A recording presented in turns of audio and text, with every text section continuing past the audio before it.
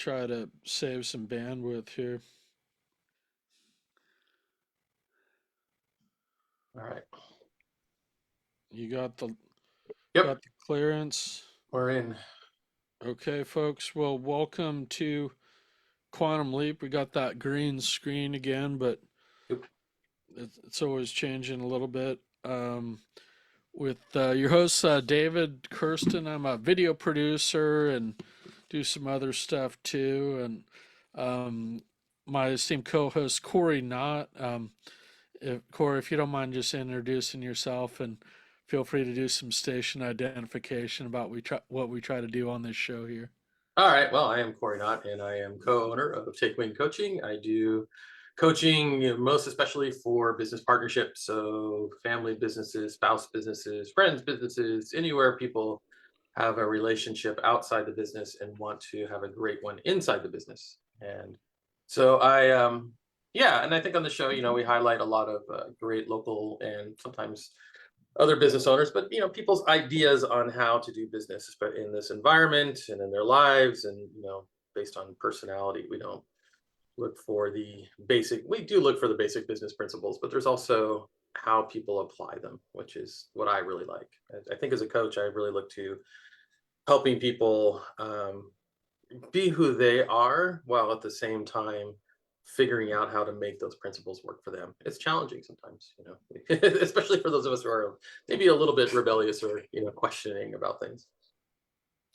Yeah, and I like that it is an outlet to do kind of keep evolving, thoughts on business development and things we see out in the field and be able to share our experience and the experience with others to help, people who a lot of people as business owners go through the exact same problems and issues and need some solutions. So, and that's actually what I was going to talk about today. And I was having one to one yesterday with a colleague, and I really see this issue about what are the weaknesses with people's businesses. Every kind of new year rolls around and people kind of take an inventory about their business. Kind of here we go again, 2025. But what are some issues with businesses? And I got 10 of them here. I know you could probably put another 10 on this list, and a lot of them are kind of related. So I was thinking of a analogy between almost like a doctor assessing a problem, or maybe a physical trainer looking at somebody that has problems with their workout. And I think, one key principle I want to start with, that everything can be solved with adequate knowledge. And I think a lot of times we just live with problems that could be solved, and we might have a gripe about it, but if we're not doing anything to solve it, then that's kind of on us. So um and I know you're really an expert in helping assess some of these things. I see that, Mike Macedonia, the experience you guys have in looking at these things and talking to a lot of business owners over the years and seeing what works and what really doesn't tend to work. The first one I have on my list, and I thought we'll just raise each of these and do a little bit of a rapid fire Sure. and really focus on solutions as well as the problem, is not enthusiasm in the business or motivation. And you see this in our networking circles sometimes, where somebody gets up there week after week and they're just kind of a little bit, not really motivated, a little bit kind of like, another day, same old, same old. Whereas I always like to do business with people who are, a little bit more excited about their business. We always have off days, but if you see it as a ongoing problem, I think I consider that really an issue in motivation or enthusiasm. Right. And there could be a number of causes for that, but I find like the best way to kind of get reinvigorated is to do something like your flight plan, or talk to a coach, or do a new plan, revisit your why, revisit your mission, to try to kind of refresh your business in some way to make it so you have kind of a new life to it. Yeah. I have two things to offer in that case. One is I think a lot of people that I see, being demotivated, and I move in a number of different circles, but a lot of it is over politics and news. And I would go back to, used to be a talk show host on KGO. I think I had great advice. It's just to turn off the TV and stop reading the newspaper, because really there's a lot of things going on in the world you can do nothing about. And so when you let all that in, it can be very challenging to feel motivated. So it can really help. It's just sometimes you have to declutter, detoxify your mind. um it doesn't mean stay away from it forever, be totally uninformed. It just means, yeah, that's a detox. And so that's one way to go about it. I think that helps. Sometimes I have to do that myself because I can be a news junkie. And on the other side, I mean, well, entrepreneurs are naturally optimistic, so it's pretty easy to bounce back from that. But going back, mission, vision, the why. This is why I have a thing I call my executive briefing. Gail has another name for it, but which is just kind of like a list of all the things that the motivators, the mission, the vision, the purpose. And it's not only it's the life purpose and the business purpose, and it's the goals, which we should review every day or every week. I am not always consistent with that, but it is a one note set of documents that I have, and easily can go and review it. It doesn't mean I have to read everything every day, but it's good to review that because it gets it going, gets the juices flowing. And if it doesn't, just make it bigger. Yeah. One thing that helps Get motivate it to me the is right that word, daily practice, to right. kind of keep me on an even keel. And part of that is Yeah. maybe listening to Audible for 15 minutes about just some inspiring stuff and again, it can be almost the same passage that I maybe listened to 100 times, and probably I haven't heard it that many times, but like Earl Nightingale or Bob Proctor saying, just something that just kind of picks me up because it takes me out of what I might be mulling over. Maybe it is too much network news. If you're watching 3 or 4 hours of cable news each night, that is probably not the healthiest, with what's going on in the world these days. So, Yeah. um, I'll move on to the Okay. next one here. And this is really something that I'd love to chat with you and Gail about because I always kind of drill down a little bit more, and there's really no end to how you can perfect this. And I'll just say most small businesses, they don't have a sufficient system to capture and check in with leads and potential clients. So, we go through our practices, our networking week in and week out. And a lot of those people, those leads kind of just fall by the wayside when you really need a system to check back in with these clients routinely because a lot of times people don't need the service right away, You're or it right. takes those 7 touches. If you have a high value service like partnership coaching, maybe they're just at the very beginning of their partnership and they don't quite realize how much they need it yet. Maybe they don't, have that other partner on board yet, so to speak. So you got to really check in with them if they're a solid lead in maybe a month's time or 6 weeks, or maybe it's just doing a one-to-one. So I was just going to say what you like to see in terms of a CRM, or how can people systematize this capture of leads and just all the people we get into our network that we got to kind of keep alive in our network, so to speak. Right. I mean, there are a number of different tools that you can use. I mean, at the most basic, if you're just kind of starting out and building a clientele, I mean, Excel can be a good tool. It's like just have, the name, the date, last contacted, and there's plenty of templates for a simple CRM in that regard. Um, there are other tools like I've used Pipedrive in the past is one of my favorites. It's a very visual tool for visualizing your pipeline. Also works really well for referral relationships. I haven't used it in a while because my pipeline actually is fairly small. But as it grows, that may change. And but I did use it a lot back when we were doing more, the classes and so on. And as I do more workshops, it'll probably happen again. Because it's, as you need more prospects, you need to keep track of them. Um, so if you don't have a system for that, then people slip through uh, the things. And it's a good point because some of what we have has a long sales cycle, and I think A lot of products have a long sales cycle. Coaching is particularly long, but it can be contracting. I mean, you take something even like Juice Plus, right? And you say, "Hey, you should try this," and like, but then they hear things on the radio, they hear this and this and this. 6 months later, they're like, "Okay, maybe I want to try that."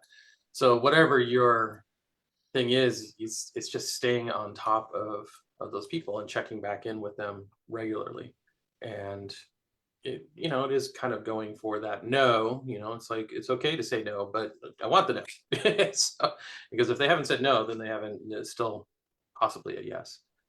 Yeah.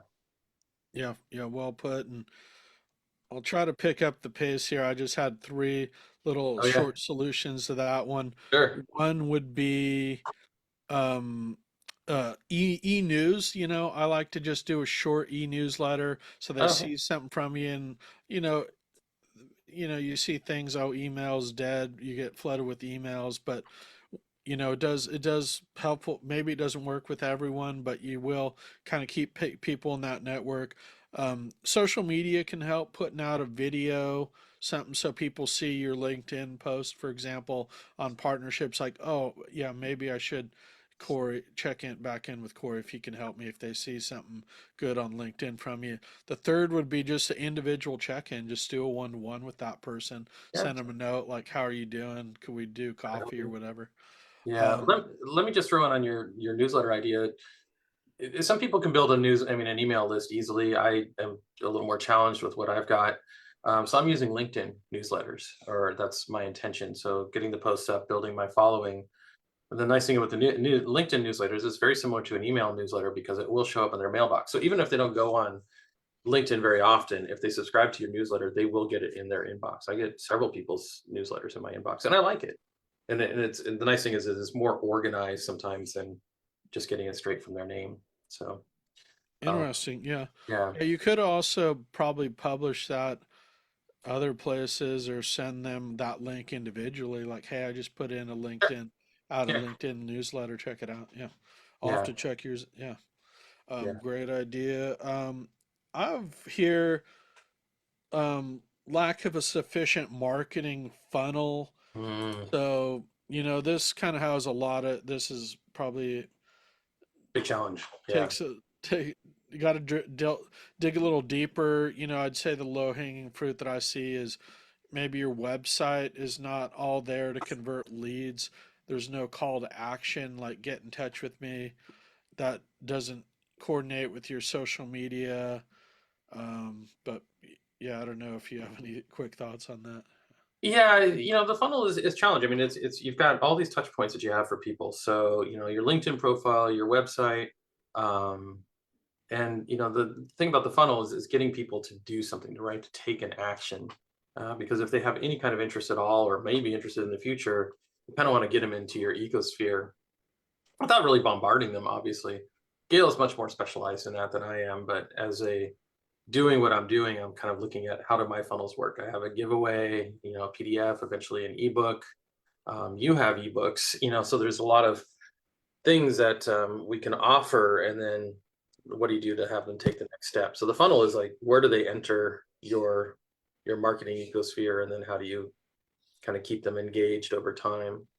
And if you don't have it is really challenging. It's something I've been slowly building for a couple of years, and it could have gone faster for sure, but there's a lot going on in what I'm doing. So now it's like this is the year of building that funnel. This next couple of months for the workshops.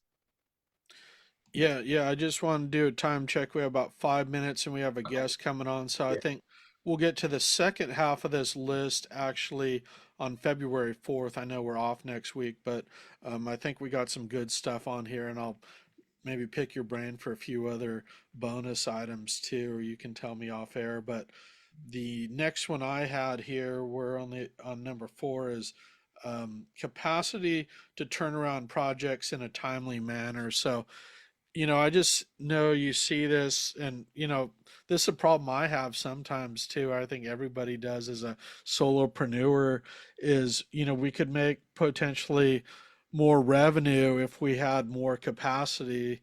But we hit those bottlenecks pretty quick. And, you know, I just think this does come down to processes. How do you improve your processes? maybe you don't offer certain things that cause a real bottleneck. But if you have any thoughts on that, yeah. Yeah, I don't have a whole lot because that's not really my area of business, but I do think that it can be pretty easy for some people who like to have a lot of options and do a lot of things. We talk about that. Um, so really just kind of nailing down, two or three things that you do and leaving it at that. And things slip in, that's fine. But I know one thing I like to do is a lot of networking, and that isn't necessarily always, it's more it's more about feeding my um, need to get out and meet people occasionally rather than sometimes the business side of things. So we can create projects that sometimes are more about feeling good than they are actually about creating business. That can be a danger. Yeah, I, That, I I guess my couple solutions here would be one, get that virtual assistant and try to sir. devolve some of your admin stuff. So, Mhm. if your time's worth X, whatever, $100 an hour, if you're, doing admin stuff that you could devolve to somebody else. Or young people are great too, people in their 20s that could help with other tasks, or maybe even like a junior editor in my case for video editing, could be something Right. to look at too. So just as Yeah. an Yeah. Definitely. um, number five here, I have kind of a outdated or ill-defined product or service list. Mhm. I just feel this really needs to be refreshed, like almost like quarterly or an ongoing basis about how you talk about it. Maybe you Mhm. drop certain things. That book comes to mind. I don't know if you read that one. I'm sure you probably have heard of it. The Pumpkin Plan. I think Don Lyons was even like a part of some of that. Um, Okay, remember that one. Yeah. yeah, it's about kind of how do you grow the biggest pumpkin so you're Mhm. really dropping like your lowest performing clients Oh, right. like Yeah. every year, and you're trying to just focus on that like kind of sweet spot of your business. So it's a great book to read, but I don't know that it applies to everyone unless you're almost already like 10 years into the business or something, 5 years into the business, so to speak. Yeah. Yeah. I did see something interesting on scaling, which is, when you're scaling, don't focus on doing new things because new things mean new marketing, new efforts, new, and all sorts of things. And really you take what works, kind of like the idea of the pumpkin plant. If you're going to grow the biggest pumpkin, you keep feeding into that pumpkin, right? You don't go and grow another patch and say, let's try another big pumpkin. It just takes away your time. And so I think that that's definitely, once you kind of figure out what's working, keep feeding that, right? It's not when you're scaling, it's not about new things. And Yeah. Yeah. when you're getting started, yeah, you figure out what works, what's new, and all that, and that can be exciting. But at the scale level, it's just do what works. Yeah, Continue. it's like the laser focus on Yeah. continuing to perfect that at lower cost, more Right. value. And And yeah, yeah. And that's a good time. Like if you just if it that doesn't work for you, if you are the serial entrepreneur, that's the time to bring in somebody else to run it. The more procedural type of person, and give it over to them, and then go on to do your new things. Yeah. yeah, he talks about that too because the running of the business, you need those people who specialize in the processes because you're not going to get there as a solopreneur. Right. Yeah. I see a lot of that in provisors. I've been seeing a number of companies where I've met the owner, and then a year later, suddenly I'm meeting people that they've hired. They're just more focused on growing the business while the owner's probably off doing something new.